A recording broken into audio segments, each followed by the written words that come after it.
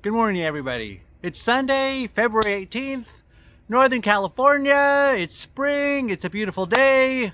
Woohoo!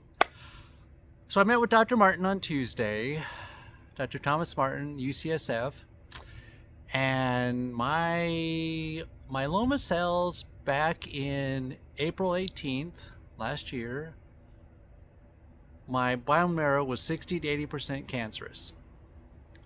We started treatment immediately, got down to 15% on August 8th. January 29th, 0.12. Thank God for a miracle and Dr. Martin and his team, Dr. Watson at Contra Costa Oncology, everybody that helped me in the hospital during the harvest and transplant process. Grateful to every single one of you. My first video out of the hospital, I thanked every doctor and RN by name. Anyway, I'm so grateful. It's been a wild 11 months. If you would have told me what would have happened, I think I would have went running and screaming the other direction. But we made it through, and I'm grateful. By the way, we found that aneurysm that would have killed me before the cancer. And now I start treatment. So I met with Dr. Claudia Gomez Sanchez, my vascular surgeon, on Wednesday.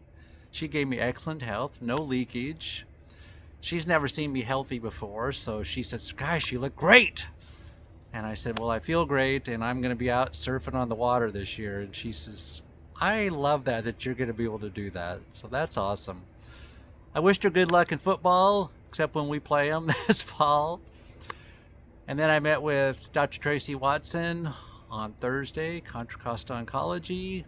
Got to tell her my story of what all has transpired, and she's never seen me healthy before either. So she says, "Wow." And my M spike still is 0.9. It was 3.7 at its highest. And Dr. Martin says, interestingly enough, I have a patient about your age who we did a transplant 16 years ago. At that time, his M spike was 0.9, and he's only at 1.4 now. And he says, Todd, we're not doing anything for him other than maintenance. I mean, just monitoring him. And with you, we did the DRVD beforehand, and we're going to do that post for a year. That's daratumumab, a subcutaneous injection, Velcade, another subcutaneous injection, dexamethasone, and then Revlimid, lenalidomide, which are pills. Going to do that 3 weeks out of the month and keep that going for a year. Do another biopsy in a year. So I am grateful. People ask me, what was this like? And I'll be more truthful now than I was going through it. But some days you just have to get through an hour because it's tough. All of you know that how much I love needles. And if you looked at my medical records, my chart, I have hundreds of blood tests. Well, in order to get those, you have to stick a needle in your arm. And then all those procedures that I had, CAT scans, PET scans, MRIs, surgery, harvesting your stem cells where you're hooked up to a machine for 5 hours, 2 days in a row. All that good stuff. If you saw those videos, that port thing sticking on my neck, that Quentin catheter, not a joyous time. But gosh, next Tuesday is 11 months when this whole process started. Can't believe everything that's transpired, and sometimes you just have the strength to get through it. And I do believe that our attitude impacts our healing. If I would have laid in bed every day and says, "I'm going to die," I probably would be gone by now. In the meanwhile, got through it. Had world-class doctors and I actually believe and know that they care about me and they want me to get better, and they rejoice that I'm doing so much better. And they're a huge part of that. Thank all of you for the prayers around the world, thousands of prayers, which is what I told my doctors. I'm grateful for that. I believe I do have a purpose for the journey. Some of it is clearing up, some of it's still to be unfolding, but I feel great. I'm sitting here in this beautiful sunshine, the sky's blue. Sorry for you people in the north that have ice and snow and all that good stuff. But we live where we live at. But I'm grateful for this.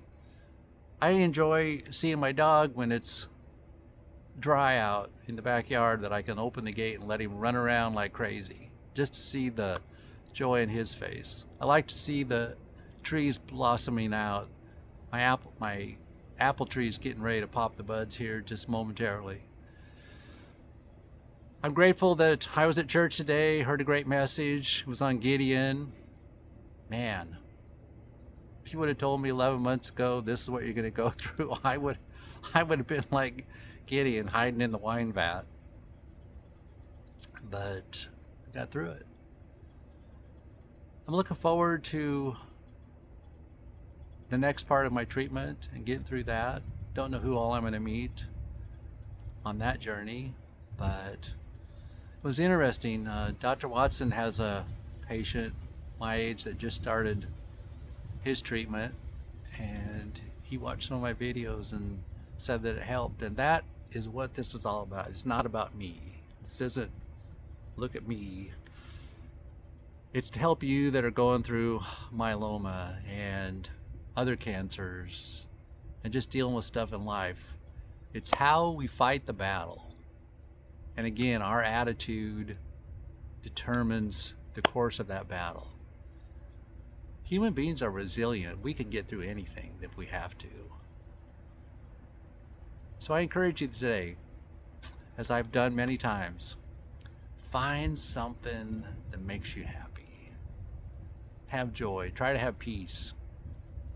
If you're in the left lane on 680 or 24 and you're doing 45, can you please move over for those of us that drive a little bit faster? Anyway, have a great day. I'll keep you updated on what's going forward, but for now, I rejoice. I share this great news with all of you who watch these videos and have reached out to me, encouraged me, prayed for me, my doctors, my amazing medical team. I'm so grateful for them forever. Have an awesome day.